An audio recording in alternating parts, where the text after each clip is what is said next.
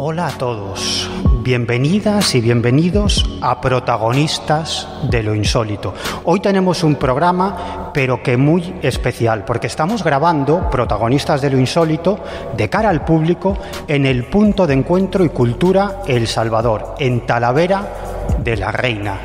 Y que se note que estamos de cara al público. Qué bien, muchas gracias. Que se note que estamos acompañados por mucha gente. Y estamos aquí grabando este programa como una de las actividades que han tenido lugar dentro de la cuarta jornada del Misterio Talavera de la Reina, que organiza todos los años la Asociación O Cultura Talavera. Y lo bueno, lo absolutamente extraordinario de esta iniciativa es que todo el dinero recaudado con la venta de las entradas va destinado a la Asociación de Enfermedades Neuromusculares de Castilla-La Mancha. Así que nuestro agradecimiento a la Asociación O Cultura Talavera y en especial a las dos almas mater de esta organización, de O Cultura Talavera, que se han pegado un trabajazo enorme para que esto saliera tan bien como ha salido y para que este programa suene como os merecéis. Me estoy refiriendo a Eva Urdiales y Josete Flores. Un aplauso para ellos, por favor. El menú que os hemos preparado en esta ocasión creo que os va a gustar, porque personajes muy conocidos, pero muy conocidos del mundo del misterio, van a compartir con nosotros sus experiencias anómalas, encuentros con ovnis, avisos del más allá, poltergeist, apariciones espectrales, casualidades imposibles y mucho más. Pues eso, que empezamos ya, que tenemos mucho que contar. Carlos, muy buenas. Hola, muy buenas. ¿Quién nos lo iba a decir, cuando empezamos con este proyecto hace nada, hace tan solo unos meses, que íbamos a estar aquí, en este marco alucinante, incomparable, con un montón de gente, grabando Protagonistas de lo Insólito de cara al público? La verdad es que sí, porque cuando empezamos esto no esperábamos, creo que ya lo hemos dicho alguna vez, no esperábamos la repercusión y la buena acogida que hemos tenido en este podcast. Y ya cuando aún no llevamos ni 12 programas, pues estamos aquí en Talavera de la Reina, un gusto, muy bien arropados y muy bien acompañados. Diga, si estáis escuchando al auténtico cerebro de Protagonistas de lo Insólito, al director de Ediciones Sidonia, Carlos Gabriel Fernández. Y Carlos, ya lo he adelantado antes brevemente, pero cuéntanos de forma más concreta, ¿qué vamos a ofrecer a toda la gente, a los que están aquí con nosotros y a los que están en su casa? ¿Qué les vamos a ofrecer hoy? Pues siguiendo el espíritu de este programa, Protagonistas de lo Insólito, aquí vamos a tener a 4 personas que seguramente los habéis escuchado muchas veces o visto en televisión o leído sus libros y artículos si os gustan las temáticas del misterio. Pero en esta ocasión, estos 4 invitados que tenemos hoy se van a sentar del otro lado, es decir, van a contar sus propias experiencias, van a contar cosas que le han pasado a ellos relacionados con ovnis, con poltergeist y con otros muchos fenómenos considerados anómalos. Y nos acompañarán esta noche Jesús Callejo, Isabel Herranz, Juan José Sánchez Oro y Alfonso Trinidad.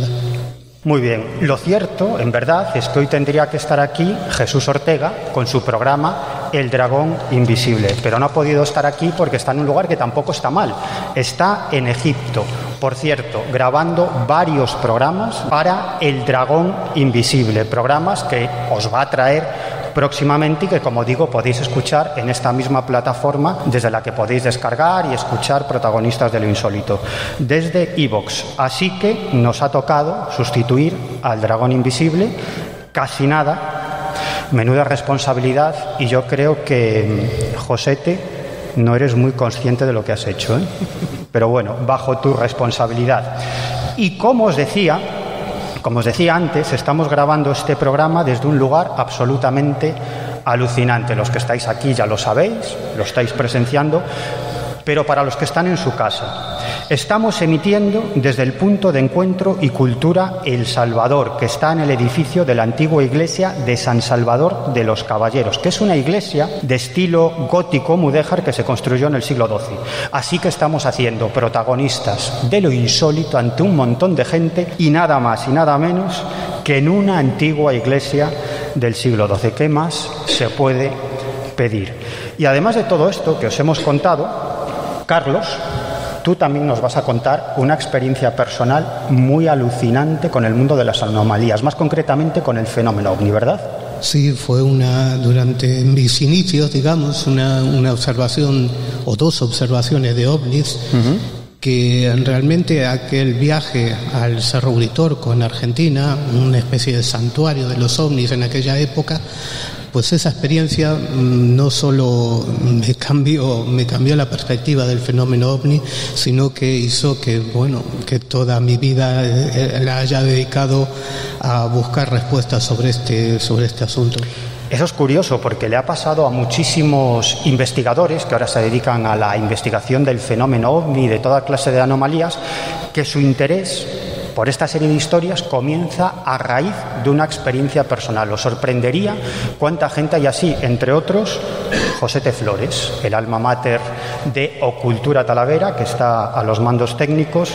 Hoy no nos va a contar esa experiencia, pero desde aquí lo emplazo para que en un próximo programa de protagonistas nos cuentes tu experiencia OVNI, a partir de la cual comienzas a interesarte por esta temática y comienzas a investigar. Y en fin, Carlos, no nos vamos a liar más, vamos con nuestro primer invitado de hoy, que es alguien muy conocido en el mundo del misterio, que además destaca por su mente analítica y por su objetividad a la hora de investigar estos fenómenos anómalos, y que es una de las personas más brillantes que he conocido en mi vida. Os voy a contar una pequeña anécdota. El invitado es Juan José Sánchez Oro, nuestro primer protagonista. Compartimos micrófonos en el programa La Rosa de los Vientos de Onda Cero y hubo una época en la que debatíamos, nos ponían a debatir, ¿no? Y me acuerdo un debate con Sánchez Oro y cuando termina el debate se me acerca y me dice, bueno, yo a favor, él en contra, o yo en contra. Bueno, en general siempre es él en contra y yo a favor, ¿no? Y me dice, oye, eso que has dicho no es exactamente así, te has equivocado por esto. Y yo le digo, oye, tío, estábamos en un debate, ¿por qué no me lo has dicho en antena? No, hombre, no te lo voy a decir en antena, esto es para que lo sepas, para que no metas más la pata la próxima vez. Y digo, joder, este tío es un crack, no se puede ser mejor persona. Presenta a nuestro primer protagonista. ¿Quién es Juan José Sánchez Oro? Pues Juan José Sánchez Oro, además, como has dicho, una voz conocida en La Rosa de los Vientos, en otros programas como El Dragón Invisible o Falsa Bandera, un programa que trata pues la realidad desde una perspectiva diferente. Pues Juan José Sánchez Oro es historiador, máster en Ciencias de las Religiones y autor de libros como Parts, Objetos fuera de su tiempo, escrito con Chris Aubeck, El Pacto de Reptilianos y Gobiernos, un mito moderno, y otros muchos trabajos imprescindibles en el mundo del misterio. ¿Qué tal, Juanjo? Muy bien, pero vamos, agradezco la presentación. Tú dices que no se puede ser mejor persona. Sí se puede ser mejor persona. Por ejemplo, Miguel Pedrero, lo tengo muy claro. ¿Qué le digo ante esto? Bueno, pues oye, bienvenido a Protagonistas de lo Insólito, ya estabas tardando. Y hoy nos vas a contar un par de experiencias personales muy interesantes con el mundo de las anomalías que yo creo que van a sorprender a todos nuestros oyentes.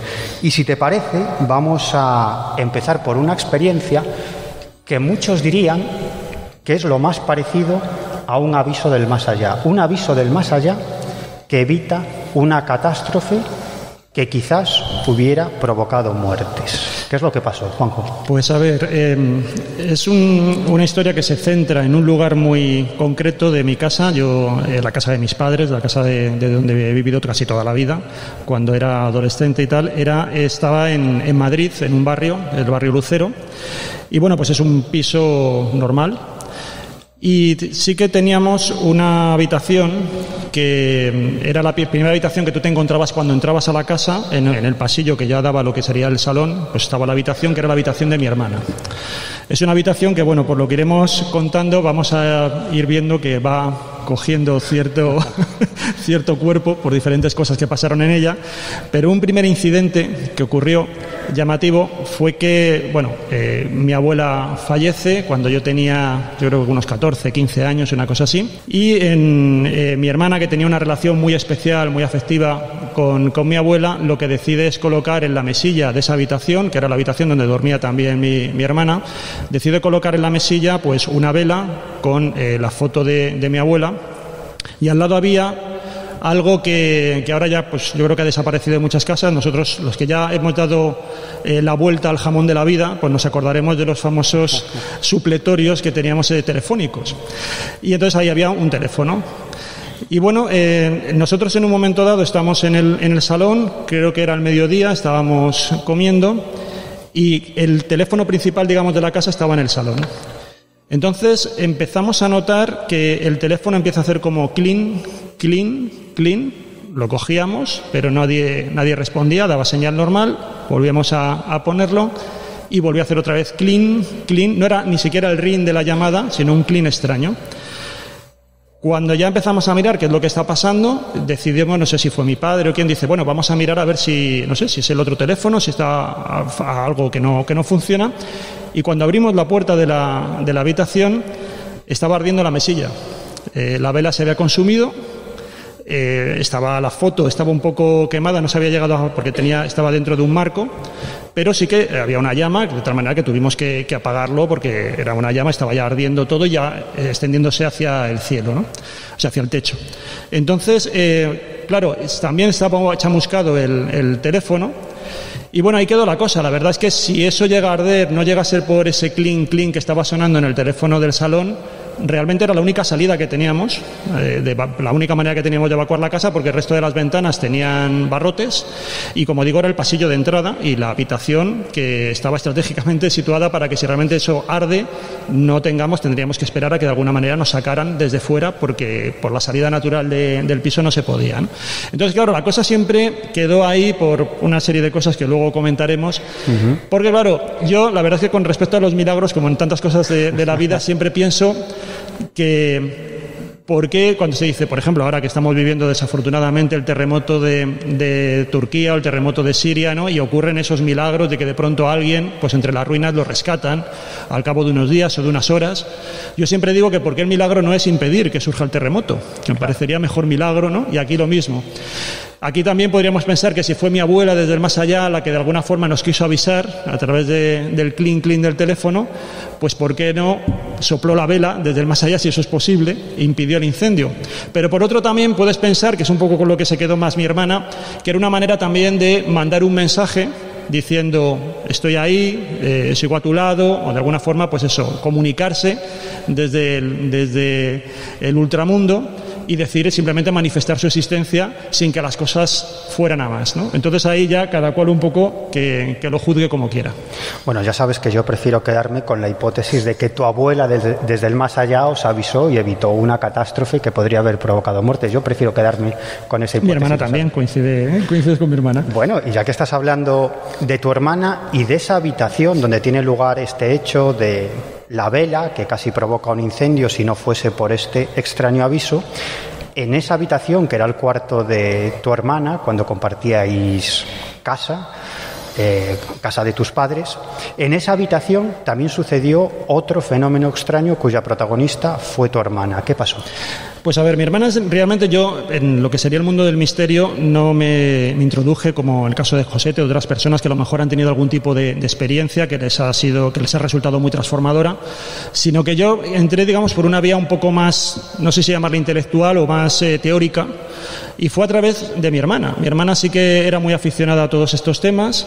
Ella me descubrió una librería que había en Madrid que se llamaba Arcano, que era una librería esotérica donde yo me tiraba casi tantas horas como si fuera una biblioteca, hasta que ya los dueños me echaban, porque la pagan, me llegaba hasta donde me llegaba y yo trataba de leer lo que no podía comprar. Y entonces, como digo, en esa habitación era donde estaban los principales libros que teníamos de esoterismo de todo tipo. Mi hermana siempre ha sido una mujer muy, muy particular, con muchísima suerte, porque de pronto si leía sobre ovnis, le perseguían ovnis.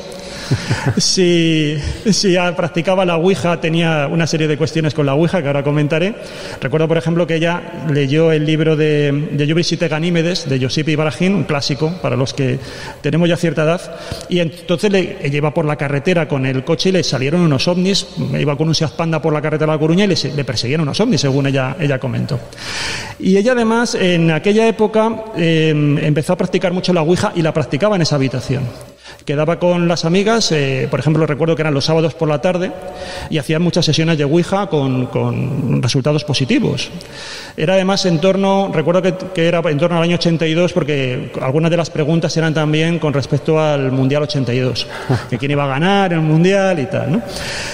Y ella tenía un trabajo entonces nocturno, porque trabajaba de productora en Radio Popular en un programa de música disco, y para lo que era todo el tema de contratar la publicidad lo hacía por las noches en las discotecas, que era cuando habitualmente estaban abiertas. Entonces recuerdo que en esa etapa en la que ella estaba haciendo muchas sesiones de Ouija, prácticamente todos los sábados, tenían como ya cierta adicción a la Ouija, todos los sábados hacían esas sesiones de Ouija, una noche llegaba muchas noches, como digo, a veces, recuerdo la noche de los ovnis, que llamó por teléfono un amigo diciendo, oye, me han estado siguiendo unos ovnis y tal y cual, pero esta vez llegaba muy cansada, se acostó, y cuando ella se acuesta, de pronto siente una presencia en el mismo lecho de la cama de alguien.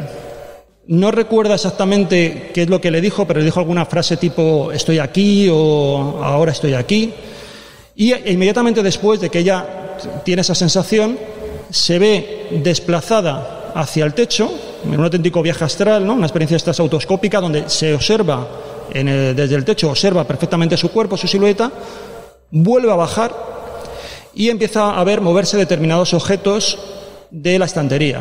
Tenía los libros, era un mueble, pues el típico mueble escritorio, y entonces varios objetos ve que se desplazan.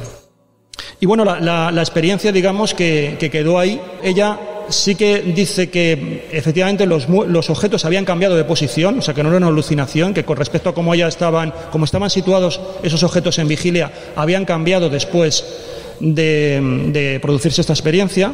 Yo recuerdo, claro, que a esas horas de la noche yo escuchaba el programa Antonio José Ales, ¿no? El de medianoche, y yo digo, ¿para qué escucho estas cosas si tengo los fenómenos aquí en la habitación de al lado?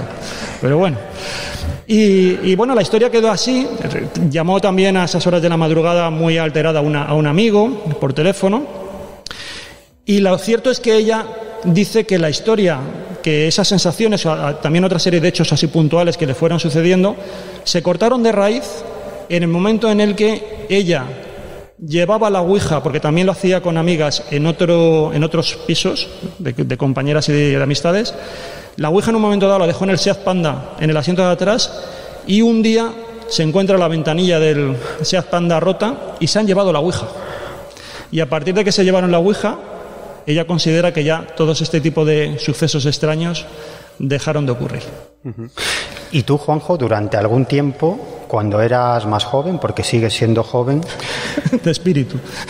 Bueno, eres joven, Juanjo, somos jóvenes todavía. Bueno.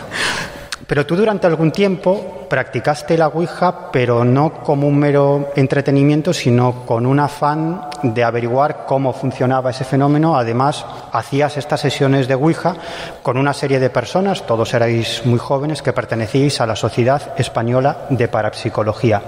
Y durante todo ese tiempo que estuvisteis practicando la Ouija, ¿a qué conclusiones llegasteis? Y sobre todo, si vivisteis alguna experiencia digna de mención. Pues a ver, yo en ese tiempo, creo que serían unos 16 años, estábamos en el instituto, me uno como socio a lo que entonces era la Sociedad Española de Parapsicología, que también estaba en Madrid, que bueno, tenía bastante renombre. Íbamos todos los sábados, daban unas clases, porque realmente eran unas clases, en la universidad. La universidad les había cedido un aula para dar estas clases, y esta era la antigua Facultad de Estadística que estaba en la calle San Bernardo. Entonces allí íbamos los sábados, y entre los socios, entre un poco los alumnos que asistíamos a esas disertaciones, donde había pues muchísimos profesores súper interesantes, entre ellos, por ejemplo, Enrique de Vicente, que quizás sea más conocido, Ramos Pereira, Manuel Berrocal.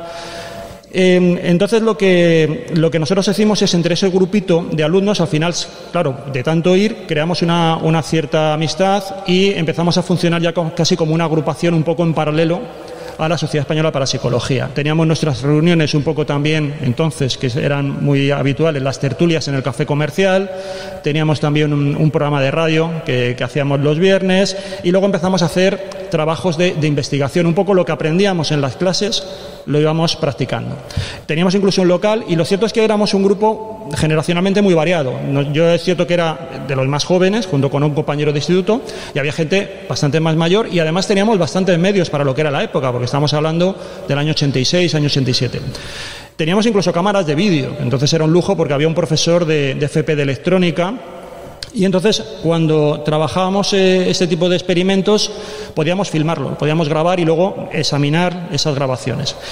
Y en el grupo también teníamos incluso una especie de dotada, porque a las sesiones, a estas clases, iba una chica que iba también con el afán de aprender, pero tenía ciertas capacidades y quería saber qué es lo que le ocurría. Esta mujer también hacía viajes astrales, estuvimos haciendo experimentos con ella de viajes astrales, hacía escritura automática, entraba en trance y empezaba a hacer psicografías muy espectaculares, realmente. Y luego, otra de las cosas, como digo, que practicábamos era la Ouija. Entonces, ahí en la Ouija sí que tuvimos muchas experiencias. Hay cosas que yo no puedo decir que viera que fueran espectaculares, o yo no vi en ningún momento que el vaso, el máster, se moviera solo, que saltara, levitara o estallara, como muchas veces también dentro de determinadas crónicas o incluso leyendas populares se cuenta. Pero sí que, bueno, vimos lo que son ouijas a gran velocidad. Y luego estaba muy bien, y yo recomiendo siempre que si se puede grabarlo, porque es cierto que cuando tú estás sumergido dentro de lo que es la dinámica de la ouija, se crea una especie de realidad como intersubjetiva, que realmente pierdes la noción de muchas cosas que están ocurriendo, porque estás tan absolutamente enfocado que realmente impactante. Y recuerdo, por ejemplo, un caso que me llamó la atención, y es que cuando estamos preguntando con quién estamos hablando, pues empieza M, E, F, y eso empieza a seguir escribiendo, y sale Mefistófeles, que tiene mérito escribirlo letra a letra con una ouija. Pues resulta que luego, viendo la grabación, sí que nos dimos cuenta que cuando ya iba M, E, F, alguien susurró del grupo, pero sin ser consciente, simplemente le vino el pensamiento, lo susurró y dijo la palabra Mefistófeles. Entonces, es cierto que de alguna manera, cuando tú estás sumergido, como digo, en ese momento, ¿no?, sincronizando un poquito las mentes, pues es posible que tú anticipes determinadas palabras y de alguna manera induzcan el autocompletado, digamos, de la frase conforme estás haciendo la ouija. Entonces, conviene, como digo, tener estos medios un poco objetivos para luego poder analizar y evaluar mejor qué es lo que ha ocurrido, ¿no? En esas mismas sesiones de ouija ocurrió otra cuestión, y es que en una de ellas nosotros hacíamos muchas pruebas, íbamos quitándonos unos, poniéndonos otros, para ver si había alguna manera alguien que funcionara mejor dentro de la ouija, o una pareja que funcionara mejor. Pero en una de ellas lo que ocurrió es que, estando yo en esa ouija, se preguntó qué iba a ocurrir, si iba a ocurrir algo. Siempre preguntas, pues lo típico, profecías o cosas así, para luego tratar de evaluar si se cumplen o no. Y lo que dijo el mensaje de la ouija es que la persona más joven de esa sesión de ouija iba a fallecer en un accidente al acabar la sesión. La persona más joven de esa sesión era yo, y afortunadamente no pasó nada. Eso sería un poco lo más así curioso. Bueno, esa es la evidencia de que no nos podemos creer absolutamente nada de lo que dice la ouija, y la mayoría de los problemas por practicar la ouija vienen precisamente por eso. Porque adolescentes, personas que no saben de qué va este asunto de la ouija, pues reciben un mensaje en el que una supuesta entidad les anuncia que van a morir próximamente, y entran en un estado de pánico que los puede llevar a graves problemas mentales e incluso psicosomáticos. O incluso, si yo me lo hubiera creído, a lo mejor puedes caer en una profecía autocumplida, ¿no? Es decir, efectivamente. Te sugestiona tanto que al final de alguna manera te puede provocar. Pero por suerte, el protagonista de este caso era Juan José Sánchez Oro, con su mente analítica y racional, que dijo: no me creo absolutamente nada. A ver, iba con cuidado por la calle, ¿eh? También te lo digo. Vale. Juanjo, que muchísimas gracias. Muchas gracias a vosotros, un placer estar aquí. Bueno, ya sabes que esta es la primera vez que estás en Protagonistas de lo Insólito, pero ¿repetirás? Yo es que estoy esperando que me pasen cosas insólitas para estar aquí con vosotros. Bueno, pero tú sabes que este programa es como la cerveza, que en cuanto bebes una, ya no puedes parar. Bueno, y ahora vamos con nuestro siguiente protagonista, que es sin duda una de las personas más conocidas en el mundo del misterio, además alguien que a mí me da mucha envidia, y luego diré por qué. ¿Quién es, Carlos? Pues hablamos de Jesús Callejo. Creo que muchas presentaciones no son necesarias, pero todo el mundo lo conoce. a Jesús, pero bueno, por decir algunas cosas, que seguro que me quedaré muchas en el tintero. Es licenciado en Derecho y dejó su puesto en la Administración del Estado para dedicarse a la investigación y la divulgación, cosa que le agradecemos. Además, integró durante 14 años el equipo de La Rosa de los Vientos, de Onda Cero, responsable de la sección El Cronovisor en el programa Hacer Historia. Hace su podcast, es parte importante de su podcast, La Escóbula de la Brújula, que se puede escuchar en Podium Podcast, también en iVoox, ¿no? Si no me equivoco. Y cerca de una veintena de libros, todos, pues, ¿a cuál más interesante? Yo reconozco que el primero que leí tuyo fue La España extraña, que escribiste con Javier Sierra, y te aseguro que me motivó a escribir cosas parecidas. Bienvenido, Jesús. Muchas gracias Carlos, muchas gracias Miguel, Juanjo, por supuesto Josete ahí dándole a la tecla, y un placer estar con vosotros. Espero, le decías también a Juanjo, que es la primera vez, también es mi primera vez. Exacto. Protagonistas de lo insólito, pero me siento rodeado entre amigos, así que vamos, seguro que habrá más veces. Hombre, por supuesto, nosotros estamos encantados de que estés en Protagonistas de lo insólito. Antes decía que me das mucha envidia.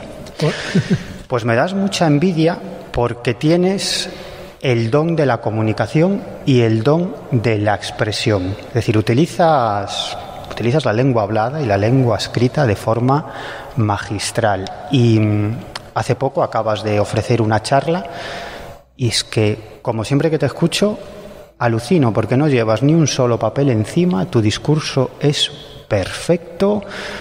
No titubeas, no repites una palabra y cuentas cosas súper interesantes. Por eso me das mucha envidia. ¿Quién va a hablar? Que estamos ante uno de los mejores comunicadores que también tenemos en este país. Como tú bien sabes, Miguel, y lo sabéis todos los que estáis en esta mesa, la pasión es el detonante, ¿no? Es lo que nos motiva no solo a aprender y a absorber esos conocimientos, sino también luego a compartirlos. Y cuando más estás imbuido en eso, ¿no?, que llamamos la investigación, más contagias tu entusiasmo. En el fondo son vasos comunicantes. Y bueno, cuando lo escribes y cuando tenemos programas de radio y podcast donde lo cuentas, pues al final forma parte de esa información de ti. No necesitas los papeles, lo tienes ahí. Te puedes equivocar en un dato, en una fecha y tal, pero yo creo que lo importante, y eso es lo que siempre digo, no solo quedaros con la información, no solo quedaros con la anécdota, sino visitar estos lugares y sobre todo compartir ese tipo de experiencias, porque es lo que lo convierte en algo único y en algo diferente. Y es lo que yo intento contagiar. Así como mis maestros, que he tenido también muchísimos en el mundo del misterio, me contagiaron su entusiasmo y esa ilusión, pues también intento contagiar ese entusiasmo y esa ilusión. Y te tengo que dar la enhorabuena, Jesús, por tu último libro. He visto cosas que no creerías, El legado de una España mágica, editado por La Esfera de los Libros, que es tu último libro publicado. Y yo te lo decía hace poco cuando hablábamos por teléfono, me lo he leído de pe a pa. He disfrutado muchísimo, además es un libraco, es decir, es un libro de muchas páginas. Lo he disfrutado, es un tocho, sí, lo he disfrutado muchísimo porque es un libro repleto de historias absolutamente sorprendentes sobre tradiciones, hechos insólitos, fiestas y creencias populares de nuestra España, y leyendo ese libro llegas a una conclusión. Y es que toda esta clase de fenómenos anómalos que a nosotros nos motivan tienen mucho que ver con la tradición. Yo casi diría, Jesús, que este tipo de fenómenos son tradiciones que de algún modo se hacen realidad para algunas personas en un momento determinado. Esta serie de hechos anómalos tienen mucho que ver con el mundo de las tradiciones. Por eso te doy la enhorabuena por este libro. He visto cosas que no creerías, El legado de una España mágica. Enhorabuena. Muchas gracias, Miguel. Bueno, en el fondo, si te das cuenta, es un poco nuestro patrimonio, tanto material como inmaterial. Claro. Y el patrimonio material, está claro, que lo constituye los edificios visibles, en fin, como esta iglesia, pero el inmaterial lo constituye eso, las tradiciones, las leyendas, los ritos, los mitos, pero sobre todo lo que es la esencia de un país. Y muchas veces, si desligamos ese pensamiento mágico, porque en el fondo lo que yo reflejo en mis libros, igual que en los vuestros, de hecho en ese libro que tú acabas de citar estáis vosotros dos, está Miguel y está Carlos, en el fondo lo que reflejo es eso, es un poco la esencia de que somos lo que somos precisamente porque heredamos una tradición, un legado mágico que no lo debemos desligar, que es ese pensamiento mágico, que tiene además que ser compatible con el pensamiento más racional, más ortodoxo, pero nunca olvidemos la heterodoxia y siempre, claro, evidentemente, navegando en un equilibrio que es necesario, sobre todo los pies en el suelo y la mirada en el cielo. Yo creo que ese es el elemento clave para no volvernos demasiado locos. Sí, señor, pero hoy estás aquí para contarnos algunas experiencias anómalas que has protagonizado.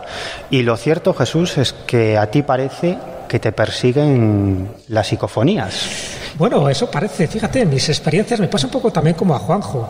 Yo no tengo experiencias directas, cercanas, yo no he tenido un encuentro en la tercera fase con un duende, con un ovni, con un ángel, ni con nada parecido. Pero sí de forma indirecta he sido protagonista de hechos insólitos, de hechos anómalos, que me hacen saltar las alarmas de que, bueno, cuidadín, ¿no? Que no solo lo que vemos es real, sino también ese tipo de energías invisibles.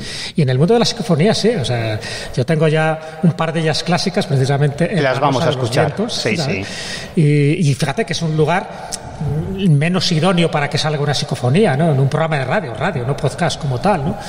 Y que tampoco fuimos conscientes en el momento hasta que alguien nos lo dijo, porque es mucho más fácil, pues eso, ir a sitios como más propicios, aunque luego ya sabéis que las psicofonías se pueden obtener prácticamente en cualquier lugar, incluso hasta en el servicio, ¿no? Otra cosa es que no tires de la cadena para que no se confunda una psicofonía con otra. Pero sí que en la radio tuve varias, con Juan Antonio Cebrián, en fin, con otro de mis maestros, ¿no? y gran amigo.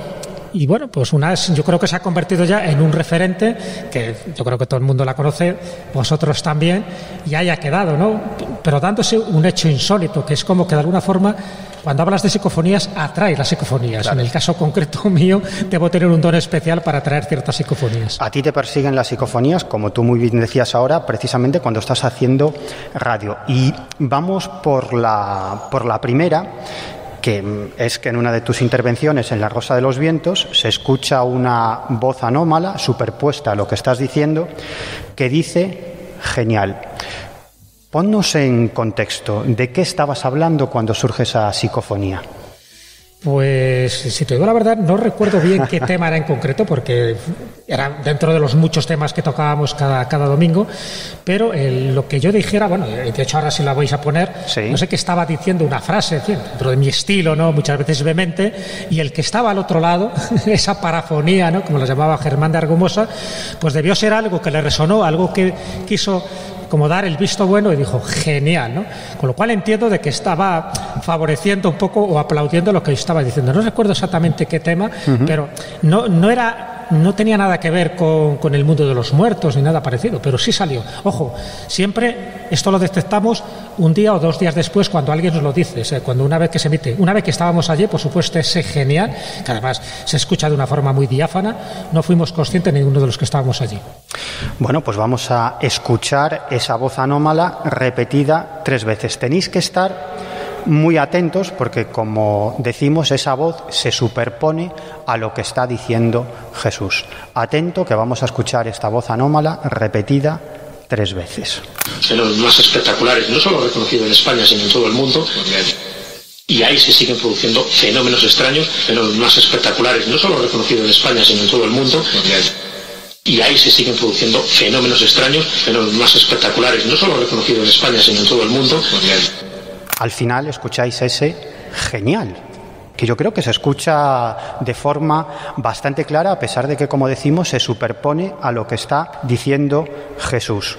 Y en La Rosa de los Vientos, esas voces volvieron a presentarse cuando tú estabas hablando, y en esta ocasión, que manda carallo, como decimos en mi tierra, esa voz anómala aparece para llevarte la contraria.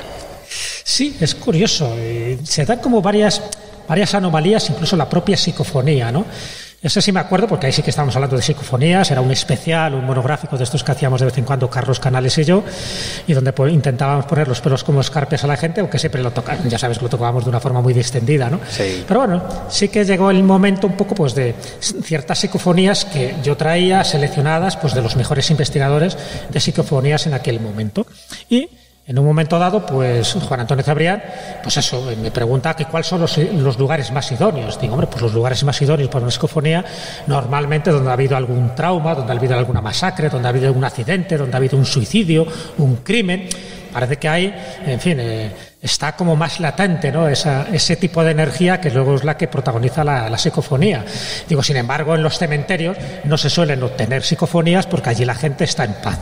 Bueno, es decir, allí la gente está en paz cuando otra voz se superpone. Recuerdo a todos los que estáis que no lo oímos en ese momento, ¿no? Y nos dicen, no están en paz. Es decir, de alguna forma me está corrigiendo, pero por otra, fijaros también un detalle, que eso es algo insólito para los que conocéis psicofonías. Él no habla en primera persona, no dice, no estamos en paz. Habla en tercera persona, no están en paz. Que si lo extrapolamos y le sacamos un poco de punta, el que hace esa voz psicofónica no estaba muerto. O considera que él no está muerto y que los que están muertos son los demás. Entonces, por eso digo que tiene muchísimos matices, aparte de que de una forma u otra me está corrigiendo, como diciendo, ¿cómo que no están en paz ahí? Entonces, bueno, fue en ese contexto, nos quedamos todos anonadados cuando un grupo de estudiantes nos lo pasó al cabo de unos días diciendo, ¿habéis escuchado esta psicofonía? Y efectivamente son de las más claras y no sé si por suerte o por desgracia se ha convertido en una psicofonía clásica dentro del mundo de las psicofonías en el cual pues yo también soy protagonista. Qué interesante. Además, ese detalle es muy importante, ¿no? Dice, no están en paz.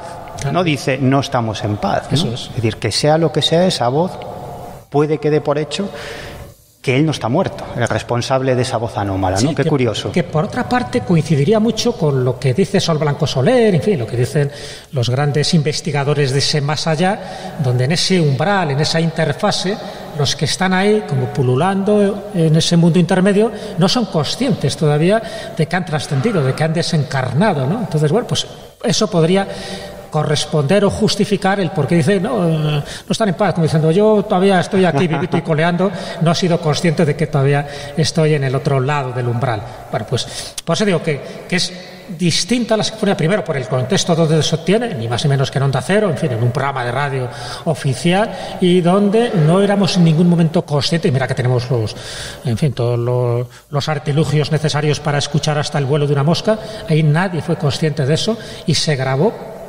cuando se emitió, justo cuando se estaba emitiendo el programa y junto cuando la gente lo estaba escuchando, con lo cual todavía le da un punto más de extrañeza a todo este asunto.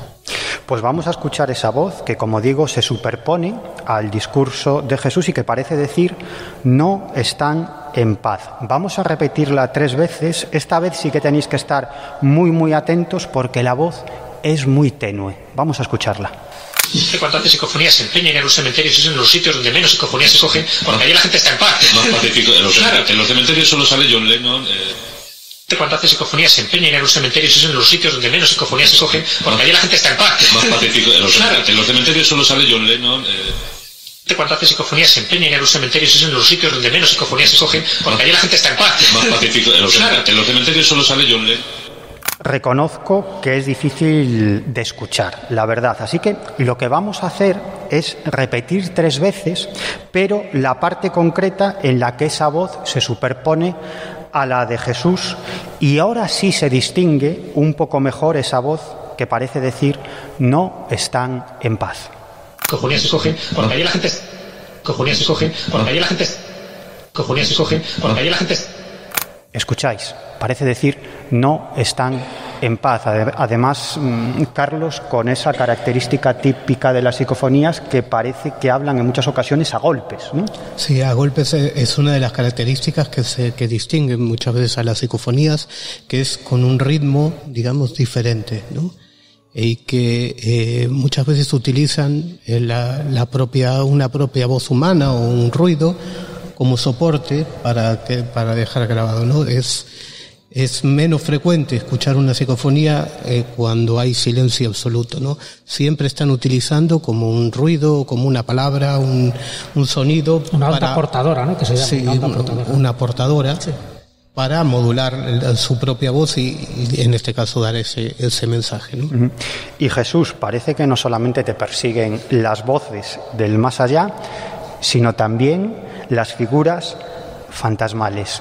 ¿Qué te pasó en una ocasión que estabas compartiendo investigaciones con uno de los grupos de investigación paranormal más conocidos de España, el Grupo EPTA? ¿Qué te ocurrió? Porque parece que se presentó una figura espectral que apareció en una fotografía y que ahora mismo vamos a compartir con todos vosotros, con los que estáis aquí viendo en directo cómo grabamos este programa. Van a poner la imagen en la pantalla para que podáis observarla, y a los que estáis en casa, en el momento de emitir este programa, pues vamos a colgar esa foto en nuestras redes sociales. Pero cuéntanos, Jesús, ¿cómo se desarrolló esta historia? Bueno, mira, en este caso no fue con el grupo ETA, fue otro caso que luego te comentaré si quieres, que fue la Fuente Grande de Ocaña, también en Toledo. En este caso estaba con Pedro Amorós, ya sabéis que es el presidente de la SEIP. Estábamos en un congreso y bueno, pues en la mágica Sierra de Gúdar, en Teruel, y bueno, pues el día siguiente pues hicimos una rutita por ciertos lugares, por, ya sabes, esos lugares mágicos que tanto nos gustan, y en concreto nos fuimos a una iglesia que está muy cerca de, bueno, esto de la Sierra de Gúdar, y que se llama, si no recuerdo mal, el Santuario de Nuestra Señora de la Vega, en Alcalá de la Selva, muy cerca de Alcalá de la Selva. Y bueno, pues nos abrieron la iglesia expresamente para unos cuantos que queríamos pues comprobar ciertas leyendas que pululaban alrededor. Entonces fui con Pedro Amorós. Pedro Amorós, ya sabéis que va sacando ahí fotografías a diestro y siniestro, ¿no? Pues de todo lo que se encuentra. Fui también con el organizador del evento. Y bueno, pues en un momento dado yo me acerco al altar y empiezo a contar pues un poco lo que ha pasado en esta charla. Empiezo a contar ciertas anomalías que me llamaban la atención de ese altar, ¿no? Alguna simbología, señalando de aquí para allá. Y era Chema Ferrer, el organizador de este evento. Y mientras, pues Pedro Amorós estaba sacando fotografías. Y una de las fotografías él se pone en la parte de atrás y nos está sacando a mí. Mientras le estoy explicando, se nota en la fotografía como estoy gesticulando, mencionando un objeto determinado del altar, se lo estoy enseñando a Chema Ferrer. ¿Y cuál es su sorpresa? Que cuando ve esa fotografía, lo estaba haciendo con cámara digital, ve que hay una presencia al lado mío de un niño que no debería estar allí. Un niño semitransparente, un niño además que vestía a la usanza de años muy anteriores, porque tiene una especie de jersey a rayas de color rojo, pero ese jersey lo tenía metido dentro del pantalón, lo cual es muy llamativo, porque ahora nadie mete el jersey dentro del pantalón, pero en aquella época sí. Además los pantalones eran como una especie de pana, y el niño está mirando de frente. Nosotros estamos, en la foto, estamos de espaldas, ya te digo, mientras yo estoy comentando alguna historia relativa a esa iglesia. Y cuando Pedro me lo enseña, dice: ¿has visto esta foto? ¿Has visto este niño? Digo: ¿qué niño? Dice: ahí no había ningún niño. Claro, éramos 4 gatos los que habíamos entrado en esa iglesia, y evidentemente ni en el grupo ni dentro de la iglesia había ningún niño, y menos con esa característica física y de vestimenta tan llamativa. Entonces es cuando él hizo ya una serie de análisis. Te he pasado un par de fotografías, una la genérica y la otra un poco ya con los filtros adecuados, y estaba hablando pues eso, de un niño que no estaba allí. Podemos dar fe de aquello, que no lo vimos físicamente, que solo se muestra en la fotografía, y que evidentemente por la forma de vestir, incluso por el gesto, hay una parte de la cara, si os fijáis bien, que está como semitransparente. O sea que hay una parte como más sólida, donde se le ve, en fin, una cierta corporeidad, pero hay una parte también como muy transparente, y está como el niño viendo o asombrándose de lo que está haciendo Pedro Amorós, que en este caso era pues todo un barrido fotográfico. Bueno, me llamó la atención, y Pedro Amorós, dentro de su experiencia, en fin, los años que lleva, él me dijo: dice, mira, aquí no hay trampa ni cartón, aquí no había niños, le he sacado todos los filtros, ves que es semitransparente, por lo tanto físicamente no estaba allí. Entonces dijimos, pues bueno, pues está claro que el niño también tenía cierto interés. Bueno, no tanto interés, porque no estaba mirando al lado que yo estaba enseñando, estaba mirando para otro lado, como diciendo, ¿qué contará este chaval, no? Bueno, pues sí que me llamó la atención, porque es un poco como que o había ahí una presencia en esa iglesia de la que no teníamos constancia, y por lo tanto a partir de ahora, es un caso que yo no he contado, ¿no? Ya sabéis que no me gusta contar casos personales, pero bueno, hoy el programa lo merecía, y más estando vosotros. Pero sí me llamó la atención porque, bueno, pues está claro que ahí estaba, que nosotros físicamente no lo veíamos, pero sí la tecnología más puntera, como son las cámaras fotográficas. Y bueno, no deja de ser una mera anécdota, porque no interactuó con nosotros, no sentimos frío ni sentimos ninguna sensación desagradable, y solo pues el hecho de que teníamos un espectador, una especie de convidado de piedra, que también estaba observando, o por lo menos escuchando desde el más allá, las explicaciones que yo estaba dando. Jesús, muchísimas gracias, y qué bien lo cuentas. Qué bien lo cuentas. Enhorabuena. y te vamos a tener en Protagonistas de lo Insólito alguna otra vez. Te vamos a abducir. Sabemos que eres una persona muy ocupada, que tienes muchas cosas, que tienes mucho lío, ya no digamos con la escóbula de la brújula y además todo el resto de actividades que haces, que yo no sé cómo tienes tiempo para todo. Bueno, cuestión de organizarse, Miguel, cuestión de organizarse. Pues mira, queda pendiente eso que os he apuntado al principio. Vale. Mi experiencia con el grupo ETA en la Fuente Grande de Ocaña, que son todos esos lugares impresionantes, tanto a nivel histórico como mágico, y cuando llegue el momento, se den las condiciones oportunas y astrológicas, te contaré mi experiencia ahí, que también tiene que ver con entidades fantasmales. Pues muchísimas gracias, Jesús. Gracias a ti, Miguel, Carlos, por supuesto, un fuerte abrazo para todos. Y Carlos, vamos contigo, porque tú también has vivido una serie de experiencias extrañas, en este caso relacionadas con el fenómeno ovni, y además en una zona que se ha convertido en el epicentro desde hace muchos años de actividad ovni. Quizás es el lugar del mundo más conocido en cuanto a actividad ovni recurrente. Me estoy refiriendo al Cerro Uritorco, en Argentina. Cuéntanos, Carlos, ¿dónde está el Cerro Uritorco y por qué tiene esa fama de atraer los ovnis? Pues el Cerro Uritorco está en la provincia argentina de Córdoba, en el centro norte del país, y es una montaña despoblada, pero que tiene unas poblaciones alrededor, y a mediados de los años 80 se hizo especialmente famoso porque apareció en un cerro cercano una huella atribuida a un ovni.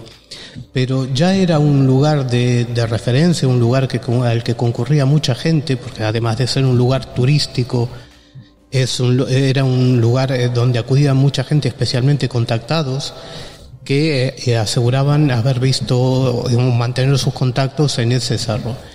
Y yo por aquella época había recogido muchos testimonios de personas que habían estado ahí, que no tenían ninguna vinculación con el fenómeno ovni y que sí habían visto desde objetos triangulares hasta luces y todo tipo de objetos volantes no identificados. Y en aquella época empezaba a interesarme activamente por el tema ovni y al final terminé yendo por allí, ¿no?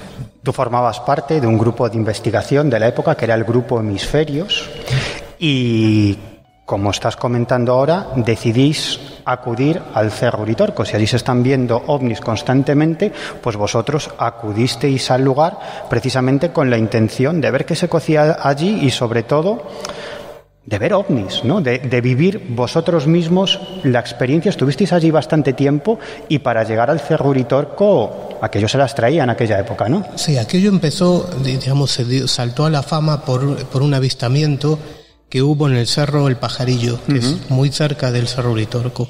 Un ovni se pasó a muy baja altura por un caserío, un pequeño caserío, lo vieron varios miembros de una familia, incluso llegó a secar un árbol casi instantáneamente y se dirigió a este lugar despoblado, donde días después se encontró una huella de 80 por 100 metros de hierba quemada, una huella que fue vista durante años, porque yo fui en el año 86, 87 y 88 y en las tres ocasiones estaba marcada la huella. Pues bien, como habían hecho otras personas, fuimos Carlos Ingaramo y Daniel López, 3 personas, y montamos nuestra carpa a unos 100 metros de la huella del pajarillo. Desde la tienda de campaña, donde estaba en un pequeño llano y se veía el Cerro Uritorco de frente y 2 laderas del Cerro El Pajarillo a cada lado. Y allí, durante toda una semana, estuvimos viendo ovnis, porque no sabemos lo que era, la mayoría de las veces luces, pero en 2 ocasiones vimos cosas de día, con lo cual es, digamos, mucho más fueron mucho más relevantes y más contundentes. Una de ellas, con el Cerro Uritorco detrás, es decir, por delante del Cerro Uritorco y entre los dos laterales del Cerro El Pajarillo, surgieron 2 luces que iban paralelas como 2 esferas metálicas, esto al atardecer, muy grandes, que volaban parsimoniosamente muy despacio de nuestra derecha a nuestra izquierda. Surgieron de atrás del cerro, iban en paralelo y se ocultaron como unos 2-3 minutos después del otro lado del cerro.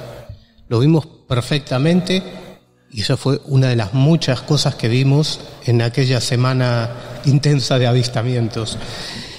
Y después, otra cosa que me llamó mucha atención también fue de día, esto fue al mediodía, donde esto sí ya en el Cerro Uritorco, en un lugar que se llama Los Terrones, que es un lugar así con unas formaciones geológicas muy raras, pues estuvimos ahí una mañana y parte de la tarde, y al mediodía, sobre nuestras cabezas, se vio una esfera muy grande, también metálica, muy muy brillante. Digo metálica por decir una analogía, ¿no? Porque no sé si realmente era metálica.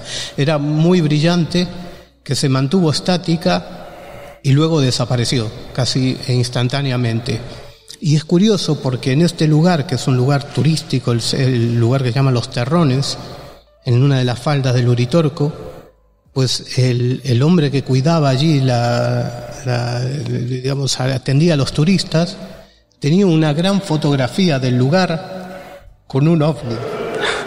Estamos hablando del año 1986 y fue en ese año cuando surgió la fiebre de los ovnis en esa zona.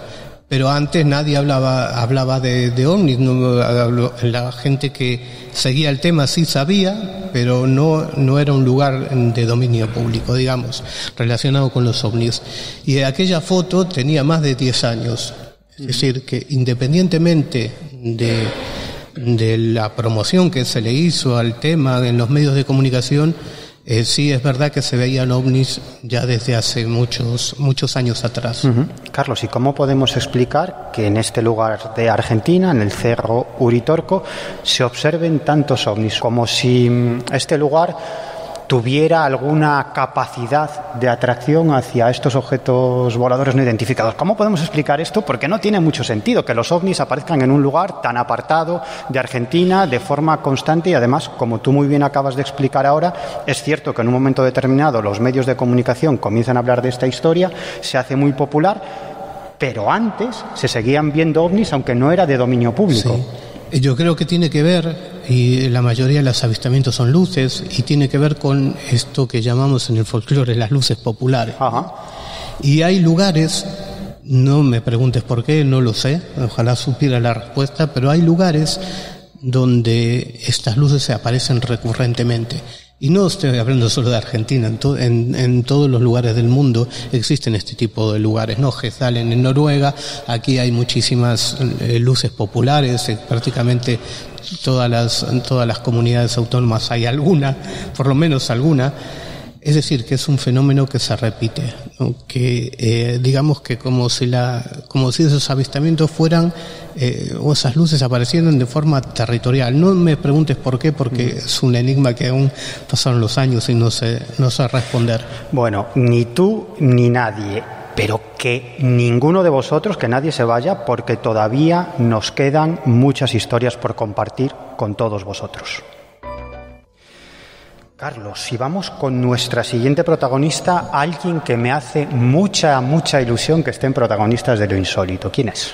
Pues hablamos de Isabel Herranz, que es filóloga, escritora, experta en quirología, morfopsicología, fenómenos psíquicos y divulgación científica. Seguramente los que nos están escuchando habrán leído algunos de sus libros o los cientos de artículos que escribió en diferentes revistas especializadas, como por ejemplo la Enigmas, que fue la revista que dirigía Fernando Jiménez del Oso, en la que Isabela fue redactora jefe y coordinadora internacional. Después, además, fue fundadora y presidenta de la Asociación Quirológica Española y autora de un buen número de libros.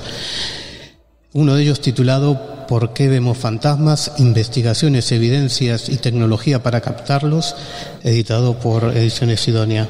Isabel Herranz. Hola, buenas tardes a todos. Encantada de ser protagonista femenina en esta reunión. Di que sí, que somos demasiados señores aquí y por lo menos tenemos una voz femenina. Di que sí. En primer lugar, te quiero dar la enhorabuena por tu libro. Muchas gracias. ¿Por qué vemos fantasmas? Investigaciones, evidencias y tecnologías para captarlos. Mucha gente que es muy aficionada a este asunto de los fantasmas, los poltergeists, las apariciones, y que no te conoce personalmente, por lo tanto son gente absolutamente objetiva, me han dicho que es el mejor libro sobre fantasmas que han leído.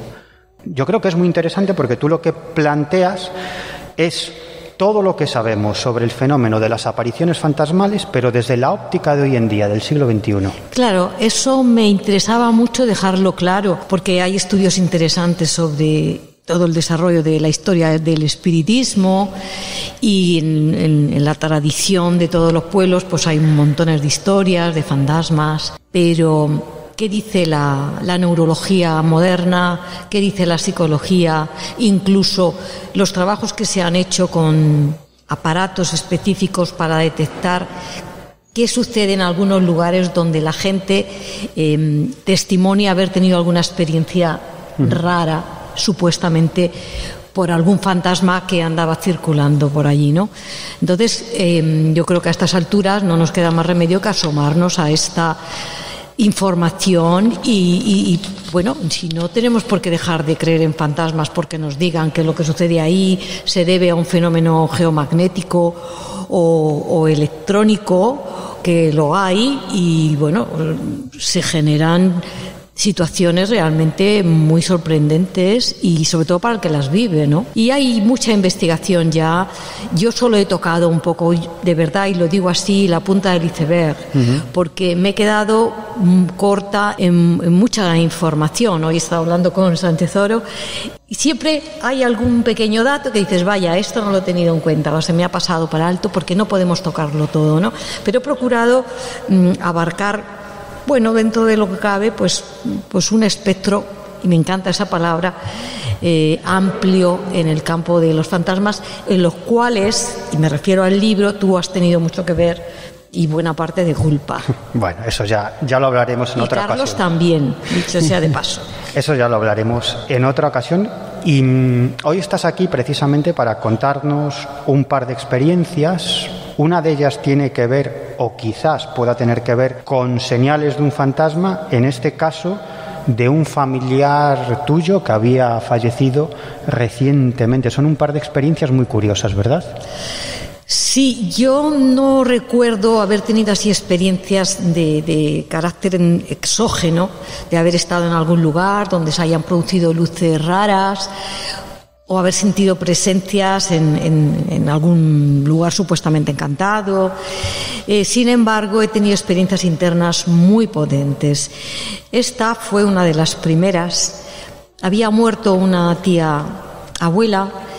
Yo, aquella noche, que era fin de semana, me había acostado muy tarde, porque había tenido una reunión de amigos, me había acostado muy tarde, había descansado muy poco, y a las 4 de la mañana llamó mi padre por teléfono para comunicarme que esta tía había fallecido, pues parece ser que de un infarto, era una mujer anciana, ¿no? Pero también tenía un problema de asma. Y entonces, claro, no me quedó más remedio que levantarme, ir a su casa y ayudar en lo posible. Como esta mujer vivía con una cuñada que también era muy anciana, pues no me quedó más remedio que ayudar a mis padres a poner un poco de orden allí, a buscar documentación, a ver los papeles del entierro, ¿no? Porque eso era lo primero. Y bueno, fue una madrugada durísima y bueno, tuvimos que ir a solicitar el tema del entierro, comunicarlo al sitio cercano, ir a una floristería también, etcétera.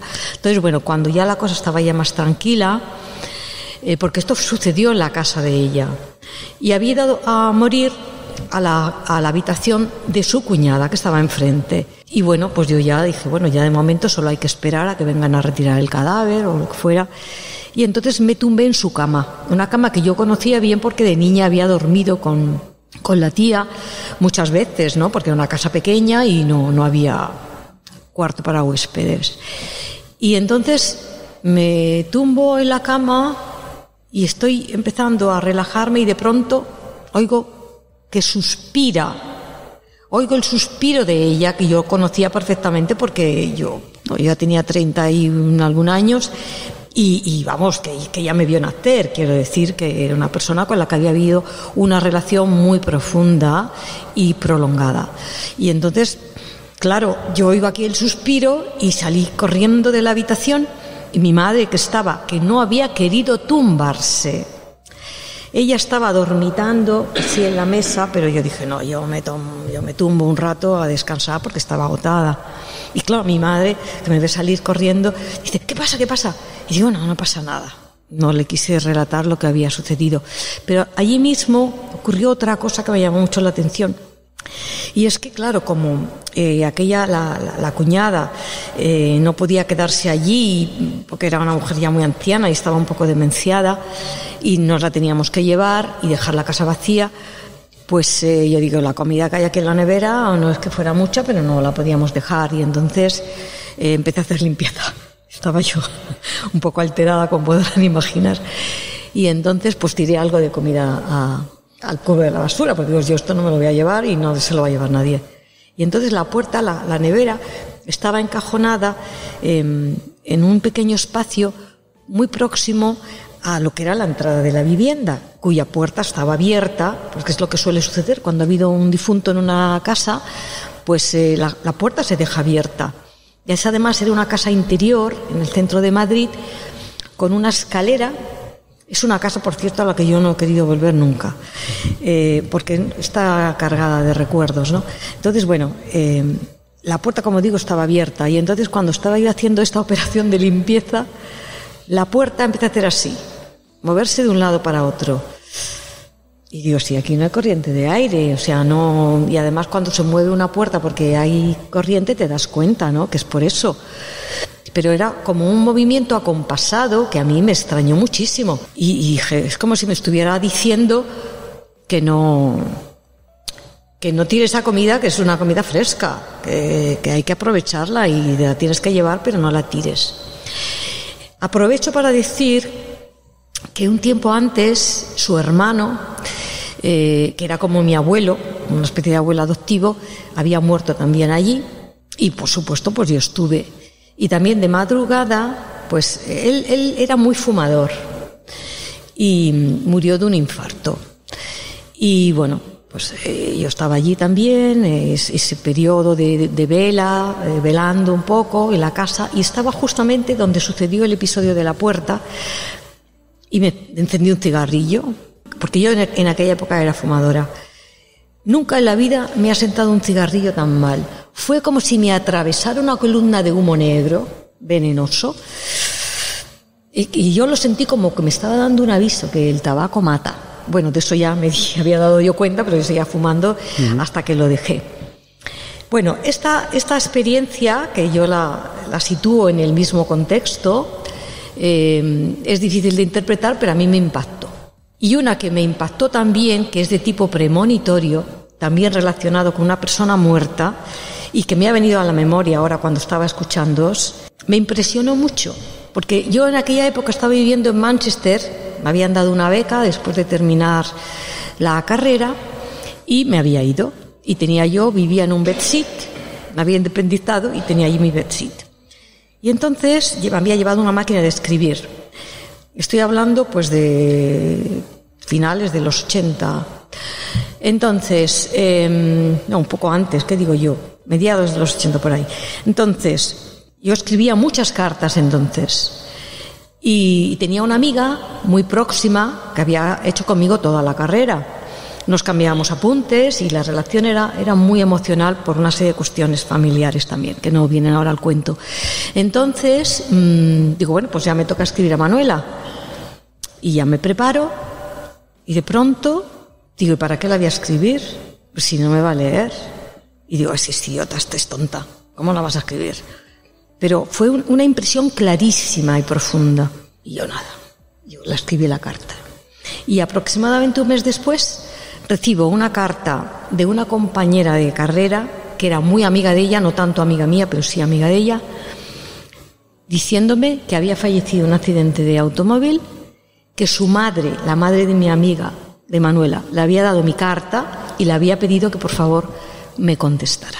Bueno, yo este tipo de experiencias, que esa fue muy impactante, he tenido a veces sensaciones fuertes, premoniciones similares a esta, no recuerdo una tan profunda, porque yo tiendo a pasar mucho tiempo sola y es entonces cuando se te filtran sensaciones. Y esta, pues, me sucedió pues un momento que yo estaba tranquila allí en mi habitación con mi máquina, digo, voy a escribir a Manuela, y sucedió esto. Isabela, no tenemos mucho tiempo, pero sí me gustaría que, aunque fuera brevemente, me cuentes alguna de tus experiencias con visitantes de dormitorio, porque sé que has tenido bastantes experiencias de este tipo. Pero cuéntanos alguna que te haya impresionado especialmente, aunque sea brevemente.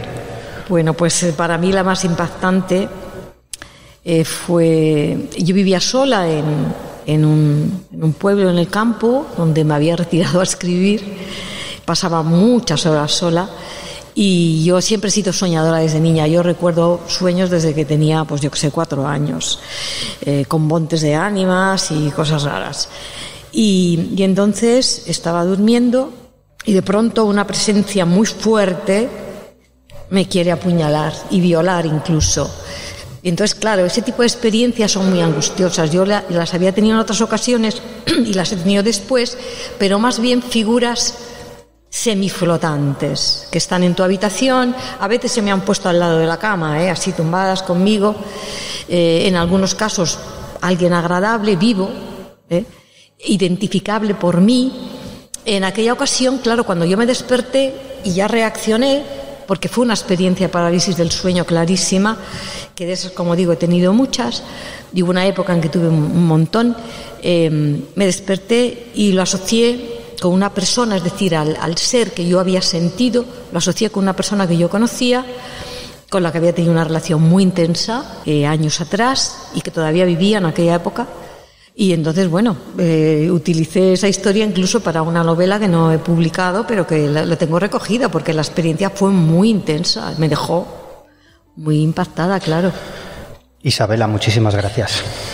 Siento que no haya tiempo para más, pero no, encantada de todas maneras. Vamos un poco mal de tiempo, pero de todos modos, muchísimas gracias por compartir con nosotros experiencias tan personales, que sé que para ti no es sencillo, porque eres una persona bastante reservada y no es habitual que participes en medios de comunicación. Eres bastante reticente, hay que decirlo. O sea que muchísimas gracias, Isabela. Bueno, muchas gracias a vosotros por invitarme. Bueno, y ya sabéis que si queréis conocer todo lo que se sabe sobre fantasmas, el libro es ¿Por qué vemos fantasmas? Investigaciones, evidencias y tecnologías para captarlos. Es el libro de nuestra protagonista, Isabela Arranz, un libro editado por Ediciones Cidonia. Pero todavía no os vayáis, porque nos quedan algunas historias anómalas que compartir con todos vosotros. Y vamos con nuestro último protagonista de hoy. Carlos, ¿de quién se trata?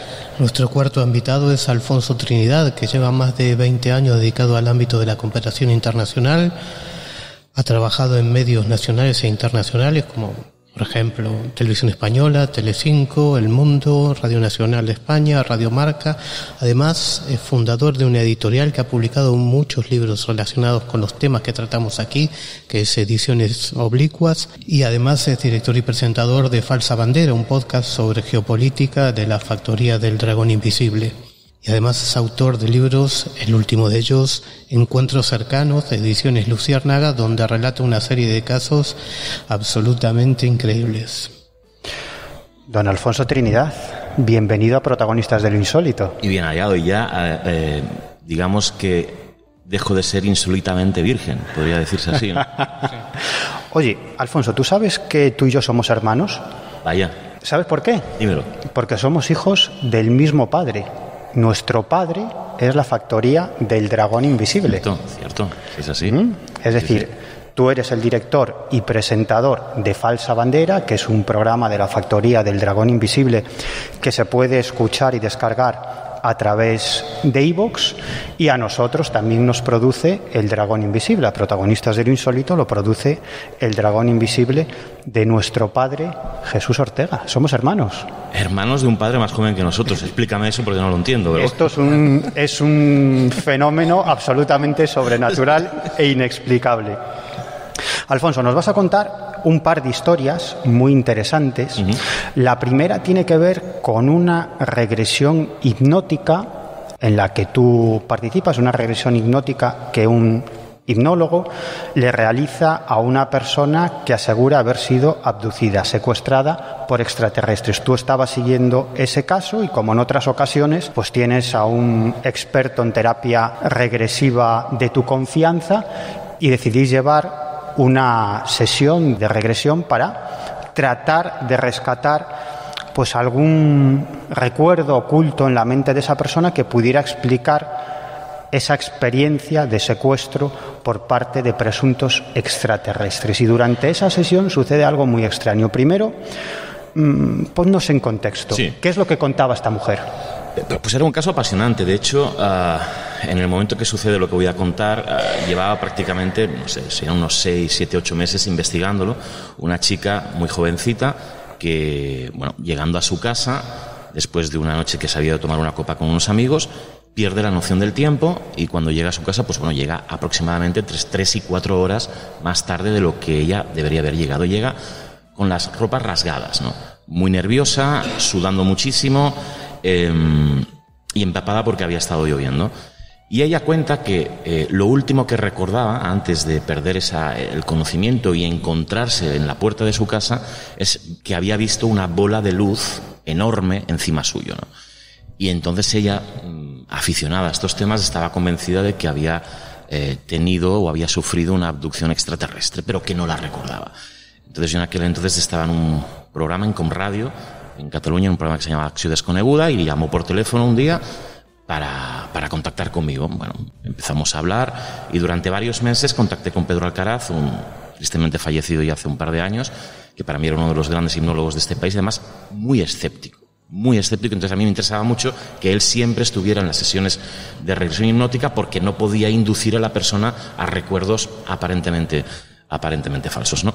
Bueno, pues en todas esas regresiones hipnóticas había un momento que cuando ella trataba de recordar lo que sucedía se ponía muy nerviosa, se bloqueaba, lloraba y salía del estado de trance que tenía, siempre, ¿no? No había manera. Bueno, nosotros la dejamos que se calmara, entonces nos explicaba cada vez sí que parecía recordar un poquito más, recordaba que esa luz se había movido, que ella la había seguido, porque bueno, había una especie de parque, esto era en Tarragona, una especie de parque en la ciudad que ella pues podía traspasar y seguir la luz. Y poquito a poco íbamos recordando alguna cosa más. Pues bueno, llegado el momento de ese día, Pedro Alcaraz en su casa, que era donde hacía las regresiones, cuando las realizaba, lo que hacía era apagar todas las luces de la casa y dejaba 3 luces encendidas, 3 luces independientes, 3 lámparas de estas, digamos, que todos tienen en casa, que se enciendan así, ¿no? Clic, clic, clic, clic y clic, clic. Las 3 orientadas de manera triangular y nosotros nos poníamos, digamos, en la parte central de ese triángulo, pues para hacer una sesión un poquito con más penumbra, pero con suficiente luz. Y en ese momento pues estaba ya haciendo las típicas preguntas: ¿qué es lo que ves? ¿Estás viendo la luz? Acércate, cuéntame qué pasa entonces. Y en esa sesión él fue un poquito más agresivo, fue un poquito más allá de todo lo que había hecho hasta entonces, ¿no? Y le dijo que, me acuerdo que en ese momento dice, Ana, es el momento de que cuentes de verdad lo que pasó. Y en ese momento ella explota, pero no a llorar, sino en un estado de ansiedad obvio, a gritar, a patalear y a llorar. Dios mío, no puede ser, pega un grito y en aquel momento, para que os oyentes, yo estaba en esta posición, la chica estaba aquí, Pedro Alcaraz estaba aquí. Una luz, otra luz y otra luz, independientes. Esta luz estalla y esta luz estalla, con un intervalo de 2 segundos aproximadamente. Pero además no es que se apagaran, pum, no, es que además el ruido del impacto al estallar la bombilla fue tremendo, terrible, ¿no? La sensación primero de decir, ostras, bueno, ojo, sí, bueno, acá pues una subida de tensión, lo que quieras, pero es que bueno, habían 3 luces, una de ellas no se apagó, no podía haber sido una subida de tensión porque todo está conectado más o menos igual, o aparentemente era eso. A mí me impactó, ¿no? Pues bueno, tampoco es algo excesivamente increíble, pero sí es cierto que nunca había presenciado una especie de fenómeno que podría ser una psicorragia, lo podrían decir en parapsicología, o un tipo de fenómeno similar al poltergeist. Y la sensación fue agridulce, porque ella despierta, en aquel momento, tanto Pedro Alcaraz como yo estábamos un poco alterados por la situación, y la chica dijo, me violaron. En aquel momento recordó y se dio cuenta de que ella había borrado de su mente un episodio muy traumático que había vivido, que realmente no tenía nada que ver con las abducciones extraterrestres, sino que lamentablemente pues ella había sufrido una violación por parte de 2 personas, de 2 hombres, y lo había borrado totalmente, ¿no? Entonces fue una situación muy triste, y por eso te digo que una situación agridulce, porque de durante 8 meses tratar de ir detrás de un fenómeno que entendíamos que podía ser una abducción, nos dimos con otro tipo de suceso, pero sin embargo vivimos una experiencia muy extraña como ese tipo de psicorragia o algo en el que explotaron esas 2 luces, ¿no? 2 cuestiones yo creo que muy interesantes de lo que acabas de contar. En primer lugar, que cuando esta mujer recibe ese shock emocional es como si de algún modo interfiriera en la materia, en este caso en esas 2 luces. Justo en el momento de recibir ese shock emocional, claro, esas 2 luces estallan. Y en segundo lugar, y esto yo creo que es muy instructivo para todos los que nos dedicamos en la medida de nuestras posibilidades a la investigación del fenómeno ovni, y es que en muchas ocasiones cuando una persona describe una luz que se le acerca y una pérdida temporal y sometemos a esa persona a un proceso de regresión hipnótica, es que la mente humana es muy compleja, y en este caso, como en muchos otros, esta experiencia de una supuesta abducción extraterrestre en el fondo lo que hace es opacar otra experiencia más del mundo material, del mundo real, y mucho más traumática, una experiencia como puede ser una violación o otra cuestión similar, ¿no? La mente humana es muy compleja y en muchas ocasiones utiliza una serie de elementos imaginarios precisamente para ocultar en su mente un hecho que fue enormemente desagradable, y de hecho así funciona el cerebro humano. La finalidad del cerebro humano es que cada uno de nosotros, las entidades biológicas que somos, cada uno de nosotros sobrevivamos como entidad biológica. Por lo tanto, el cerebro nos está mintiendo constantemente. Por eso recordamos la época del instituto o la época en la que hacíamos el servicio militar de forma muy agradable. Qué bien nos lo pasábamos, eso sí que eran buenos tiempos. En realidad, si nuestro cerebro nos pusiera ahí en el consciente todo lo que vivimos en esa época, probablemente no fuese tan agradable. Y muchos elementos que son muy desagradables tiende a ocultarlos en el inconsciente, precisamente nos engaña para que podamos seguir sobreviviendo. Yo creo que eso es muy interesante y muy instructivo. Pero ya que hablamos de ovnis, Alfonso, sí, tú también viviste una experiencia ovni, además muy interesante porque tú fuiste uno de los muchos testigos de ese avistamiento ovni. Sí, y además fíjate que yo siempre he dicho que no he vivido experiencias muy extrañas, y eso que me dedico desde hace mucho tiempo a esto. Y también es importante por lo que tú has hablado ahora mismo, y lo voy a explicar, y es porque siempre he entendido que para poder investigar todo este tipo de fenomenología te tienes que quedar detrás de la barrera.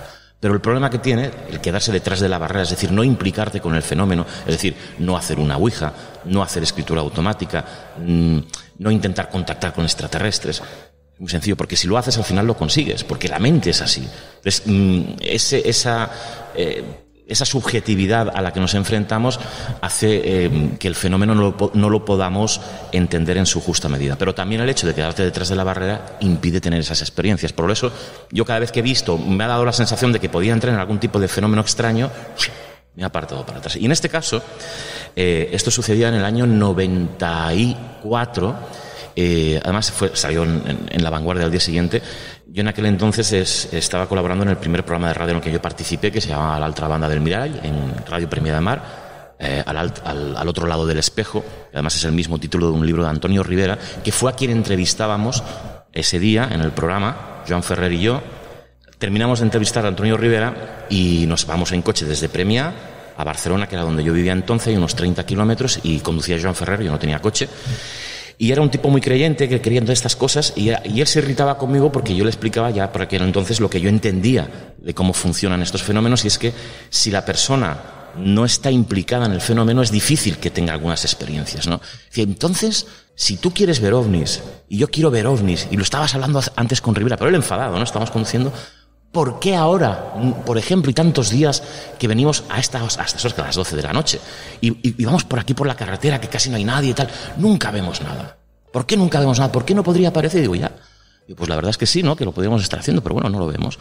A los 5 minutos paramos, porque él tiene que echar gasolina, y dice, oye, vamos a parar, Alfonso. Bajamos, se pone a echar gasolina, yo me bajo del coche también, me quedo mirando con él, Y en un momento dado estábamos siempre hablando, además es que no habían silencios, ¿no? Como vamos hablando. En un momento dado nos quedamos los dos callados. Silencio, y de pronto vemos una bola verde fluorescente, que sale desde Premià de Mar. Es una localidad que está, pues, en la costa, al norte de Barcelona, y está en la costa. Entonces, desde el mar, digamos, se ve una bola verde muy grande, bastante grande, salir a una velocidad endiablada, sin ningún tipo de ráfaga, ¡fum!, hasta arriba, y perderse para arriba, ¿no? O sea, ¿qué hacemos así los dos? Me acuerdo, Joan Ferriz, Dios, bueno, no dijo Dios, dijo, joder, dijo eso. Dice, Alfonso, tío, es que además me acuerdo de esa situación, pero ¿cómo puede ser? Y yo hice la broma de decir, coño, no lo estabas pidiendo, pues mira lo que ha pasado, ¿no? Y está aquí. Pero claro, nos quedamos, y yo me quedé, pues, sorprendido, porque dice, bueno, a ver, puede ser cualquier cosa. Y yo pensaba, sí, bueno, obviamente no es un meteorito porque no va para abajo, va para arriba. Una bengala, no es una bengala, es verde, es que ha sido rápido. Es decir, no había mucha explicación. Y al día siguiente, mentira, no, al otro, apareció en La Vanguardia un fenómeno celeste, aparentemente que mucha gente había visto en toda la costa. Se hablaba de un ovni que se había visto por mucha gente, una especie de luz que hemos aparecido. Y eso me refuerza desde entonces, que siempre lo he dicho, ¿no?, que la sensación está de que al final parece que tienes que pedir las cosas para que se produzcan, ¿no? Y cada vez que sucede algún fenómeno de este tipo, pues sigo pensando que la mente del ser humano está intrínsecamente ligado a los fenómenos que vivimos, o los fenómenos que todos los que han pasado por esta mesa han contado, Miguel. ¿Os sorprendería la cantidad de casos que hay en los cuales los testigos están hablando de la posibilidad de que exista vida extraterrestre, de que nos visiten, o están debatiendo sobre la realidad o no del fenómeno ovni en un determinado lugar, y en ese momento aparece un ovni, pero un objeto volador no identificado absolutamente claro? ¿Sorprendería cuántos casos hay de este tipo? Nosotros, los que estamos en esta mesa, hemos recopilado algunos casos de ese tipo, y desde luego que os sorprendería. Alfonso, muchísimas gracias. Gracias a ti, por cierto.